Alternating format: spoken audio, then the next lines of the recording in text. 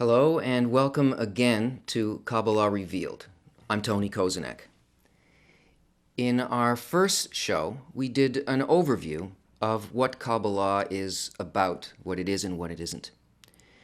And if you recall, what Kabbala is for a person who asks the question, what is the meaning of my life? So let's see where we go from here. Let's start with a definition of Kabbala and see what that definition is and where it can lead us. Kabbala is a wisdom, a science, that enables man, a person, to feel and know an upper reality. This is how it addresses the purpose of life, but of course it brings up questions. What is a person? What is a man? What is an upper reality? And what is it that enables a person to feel, know, and enter an upper reality? If you recall, we looked at this diagram before, in which we see that we live, our existence happens within a complete and total reality that depends on nothing, that is unbounded, in which everything is completely interconnected, that is filled with infinite pleasure, complete knowing, and contact with everything that exists in reality. And yet the Kabbalists tell us, the ones who have attained this whole system tell us that for a certain purpose, we descended from this way of existence, this way of being, through a system called worlds. Worlds are olamim, from the Hebrew word olam, which comes from the root ha'elem, which means to hide, hiddenness. And we descended from this complete connection with reality until we reached a place, a crossover point called a barrier, and our existence happens in a very, very limited way here in a place called our world. Our world is a place that has no sensation whatsoever of any of these worlds, and these are spiritual worlds, all of these. This is what's considered to be the physical world or corporality.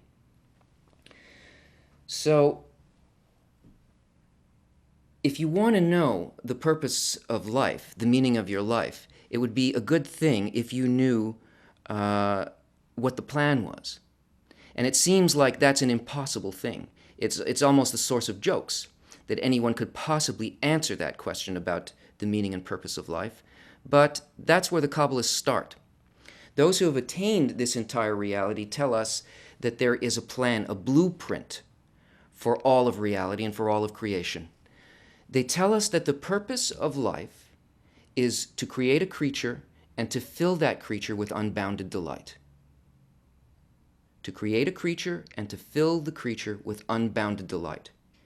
That is the complete and total meaning, purpose, direction of everything that ever can occur, will occur, only happens for that purpose. In that thought, in that intention, in that thought behind all of creation, all of the rules for everything that would occur were set down. All the principal laws that govern the spiritual and physical worlds, all are rooted in that one thought. And nothing that happens in this world happens for any other reason than in order to create a creature and bring that creature to unbounded delight. So, what is it that keeps a person out of the spiritual world? What is a person? Well, we have to understand how our perception of this reality, the way in which we perceive reality, causes a hiddenness for us. This is a person, a closed box with 5 openings.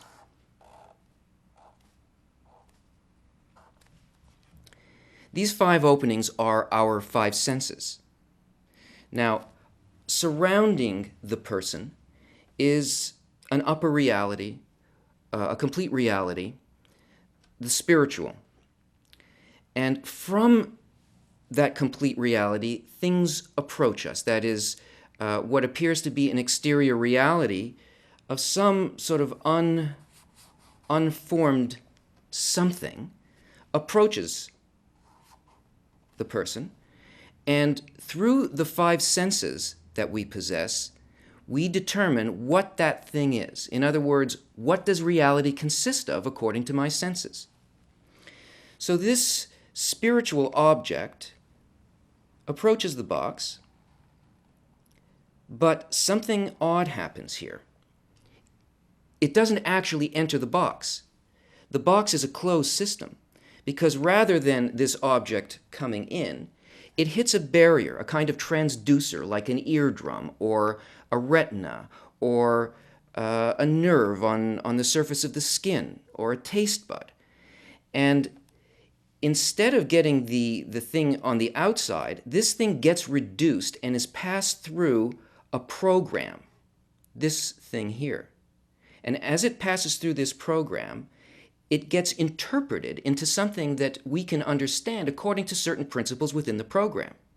Once it passes through this, it leaves our box or this machine, and what it produces is our reality.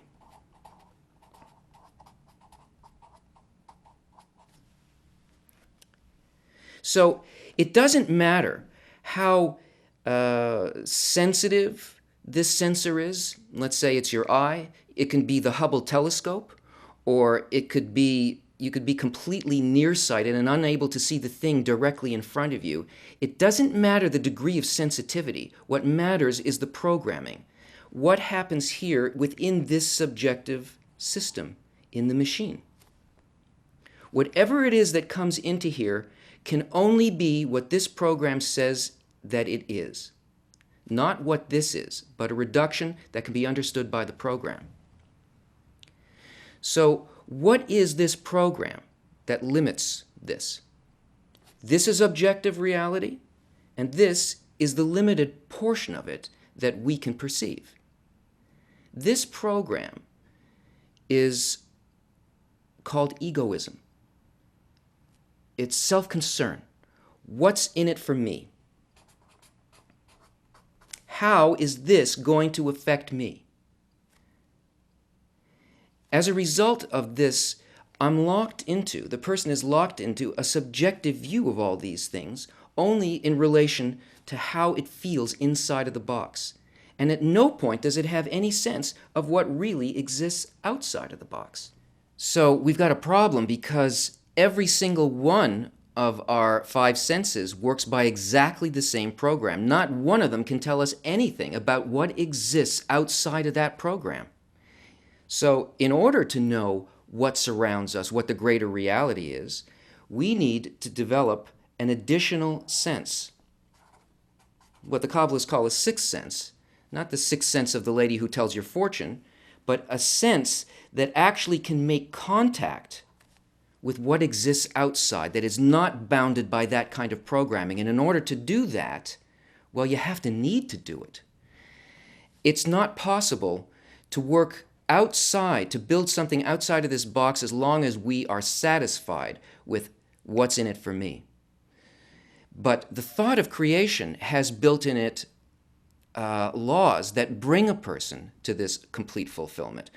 There is a motivating force that allows us to come to the point where we need to get out of the box. And if we understand both what we are, which is the will to receive what's in this for me, that we are built as egoists, but that's okay, because it's actually what we need in order to reach this fulfillment. There's nothing wrong with it. We just have to learn how to use it, how to harness it, and how to harness the force of development that the thought of creation has provided for us. So what is it that moves things in reality? What makes things happen? Nobody does anything in this world, whether it's an inner thing or whether it is a spiritual thing that is beyond this world. Everything that happens only as a result of, well, let's look at it. You're sitting there. You're maybe shifting in your chair, where your eyes are moving to. Maybe you've picked up something to drink. Any motion that you are now involved in is happening only as a result of one calculation: that you have become uncomfortable where you are, that a need has evolved in you, has appeared, and you have moved to a new position or a new situation that you believe will bring you more pleasure than the one that you were in before.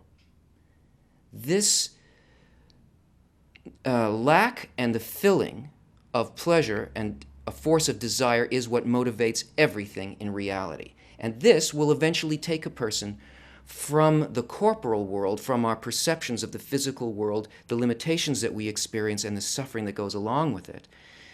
And it will bring a person, if properly used, past that barrier and into the spiritual world in this way. We all feel desires and we feel them change, but we don't really pay attention to this system that is placed in us by nature well enough so that we can understand what it's doing for us. We all understand that our first sort of grasp of what pleasure is just survival type pleasures. The first category, we see pleasure as and require sex, food, and shelter. All of our efforts, our work, what we perceive around us, the whole goal of our lives has to do with finding and getting these things. And this is a desire that we have in common with animals. It doesn't require other people. We just need this to survive. And once we have this filled, we realize that life is about much more than that, and we can't be satisfied with it. And a second category of desires appears. This is a desire for wealth. Wealth is the accumulation of the first category, so that I'll never have to worry about it again. I will be able to control it. And once we fill this desire for wealth, we come to the feeling that, is that all there is? Something else grows in us. Now, notice that it's not simply that it's another desire that's growing, but it's a greater desire, one that encompasses the one before it. In other words, here we have a small desire and a small filling. And here we have a desire that is grown, and it requires a greater filling. And this one is incorporated in this one. So now, if I can't be filled by wealth, there's a new desire that arises in me, and that is a desire for power. This doesn't happen only to the individual in their lives, but it's happened to humanity as a whole throughout history. The whole scope of history has been the evolution of these desires. Power is the ability to control both this and this, all systems that will bring me the greatest collection of that. Now, this is political power, this is empire, this is control in my job. And once I have that, I can no longer be satisfied with it. I become empty, I feel a lack. And a fourth desire is placed inside of me, a greater, expanded desire for something that encompasses all of that, and that is knowledge. Knowledge is the barrier, in a sense, of what it is that we define as the physical world. These desires, 1, 2, 3, and 4, all have to do with what we perceive as pleasure, that is, what we are being filled with and what we want, what will satisfy us. Well, knowledge is science, it is religion, it's art, it's the pinnacle of what we consider to be what humanity could possibly achieve. And yet anybody who seriously delves into this very great desire and attempts to fill it eventually discovers that this is empty as well, that there are no answers in science for the real causes of things. Because there's no answer to purpose. There's only mechanical answers, and the answers only have to do with these desires. Religion, though it gives us beliefs, cannot give us access to what it is that we really want, a direct knowledge. And so once a person becomes empty as a result of having this fulfilled, something very different and very special happens. A new desire arises. But this desire is not a desire from this world. This is a desire placed within our heart, which is the sum of all desires that we have. both for this world and for what's beyond it. A desire is placed in us from a completely other level of development, from the greater reality. And what appears inside of our heart is a point in the heart. That's what the Kabbalists call it. This point is a part of the greater reality. It has an aspect of spirituality which, if this desire becomes fulfilled, unlike these, it grows continually until it fills our entire experience, our entire existence, and can bring us into the spiritual world. So, what is an upper reality? Well, the Kabbalists who have attained the totality of reality tell us that it consists of a particular quality. They tell us that we are created in exact opposite phase to the quality that exists in the upper worlds, and this is why we cannot perceive what's there. It appears as though there's nothing there at all. We know from the drawing that what we consist of, what the man or the person or the creature consists of, is egoism. That's what's inside of the box. And what's inside of the box is called the will to receive.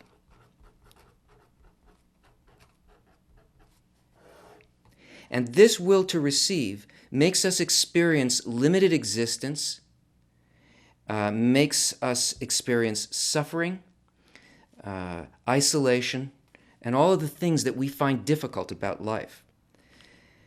And what exists outside of this in the non-subjective condition of egoism is an objective reality that the Kabbalists tell us is the will to bestow.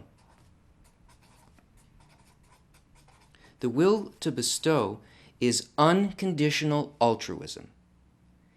In other words, the experience out here is unlimited existence, unbounded pleasure, and delight. And yet we can't feel this because we have no means to get there, or do we? There is a quality of the spiritual world that differs also in its quality from the physical world. In the physical world, movement, what would get us from one place to another, is purely mechanical. That is, I can take two objects that are completely different in their form, even in their purpose, and I can draw them close together mechanically, and I can say, we have closeness here. But in the spiritual world, things can only be considered to be close under completely different conditions because there is no time and there is no space. There's nothing mechanical there. The Kabbalists tell us that the spiritual world is made up only of feeling states, of spheres of influence that have to do with certain attributes, qualities, inner qualities, and that all movement in spirituality consists of similarity or dissimilarity between two feeling states or two qualities. In other words, we can see this in friendship. If my friend takes a certain delight in comedy and I don't care for comedy, I'm just a serious person, then it's not very likely that we're going to be very close friends. If I hate comedy, then we are considered to be distant. But if I love comedy and I love the same comedians and the same films that they did, then in this respect of the love of comedy, my friend and I are close in that feeling. In other words, in spirituality, if two